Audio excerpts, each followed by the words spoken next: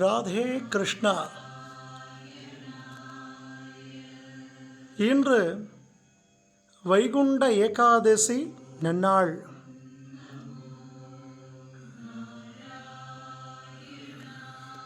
வருஷத்தில் ரொம்ப விசேஷமானது இந்த வைகுண்ட ஏகாதசி. இந்த வைகுண்ட ஏகாதசி காலத்தில் எம்பெருமான அனந்த சயன திருக்கோலத்தில் சேவிக்கிறதுக்காக வேண்டி லட்சக்கணக்கான பக்தர்கள் ஸ்ரீரங்கம் போய் சேவிப்பார். எத்தனை பேரால் ஸ்ரீரங்கம் போக முடியும்?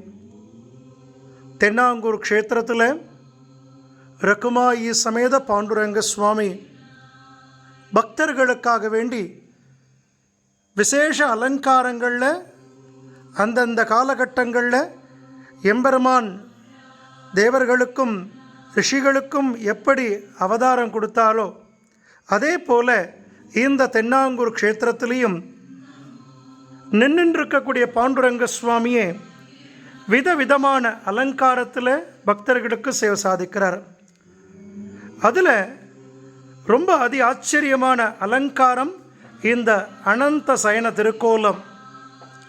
திருப்பாறு கடல் மேலே ஆதிசேஷன் பரியங்கம் சங்கு சக்கரங்களோடு, நாபிக் கமலத்தில் பிரம்மாவோடு, நெற்றியில் விசேஷ திருமண்காப்போடு, புது பட்டு சாத்திண்டு ஸ்ரீமன் நாராயணனாக மகாவிஷ்ணுவாக அனந்த சயன திருக்கோலம். தாயார் மகாலட்சுமி ஸ்வரூபம் ரகுமாயி தாயார் அமர்ந்த திருக்கோலத்தில் எம்பெருமானுக்கு பாத சிஷ்யுட பண்ணிட்டுருக்கா. நடுவில் குருஜி ஆராதனை பண்ண பாண்டுரங்கன் ருக்மணி, வைகுண்ட வாசல் எழுந்திருளுற பெருமாள் இவர் தான். வைகுண்ட வாசல்னு சொன்னாலே இந்த தென்னாங்கூர் நித்தியமுமே வைகுண்ட ஏகாதசி தான்.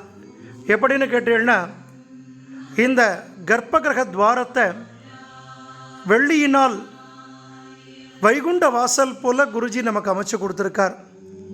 அதனால் கர்ப்பகிரகத்தில் நம்ம எம்பெருமான் தாயாரை நித்தியப்படி சேவிக்கிறதே வைகுண்டத்தில் இருந்து எம்பெருமானை சேவிக்க என்ன பலனோ, என்ன ஒரு அழகோ, அதை நம்ம நித்தியம் தென்னாங்கூர்லேயே சேவிக்கலாம்.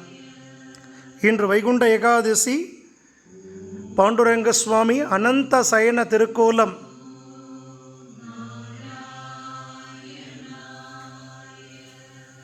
ஜாய் ஸ்ரீமன் நாராயணா. உலக மக்கள் எல்லாரும் க்ஷேமமாக இருக்கணும், உலக மக்கள் அனைவரும் ஆரோக்கியத்தோடு இருக்கணும்னு எம்பெருமான பிரார்த்தனை பண்ணிப்போம். அவருடைய திருவடிகளில் நம்ம சரணாகதியாவோம். ராதே கிருஷ்ணா, ராதே கிருஷ்ணா.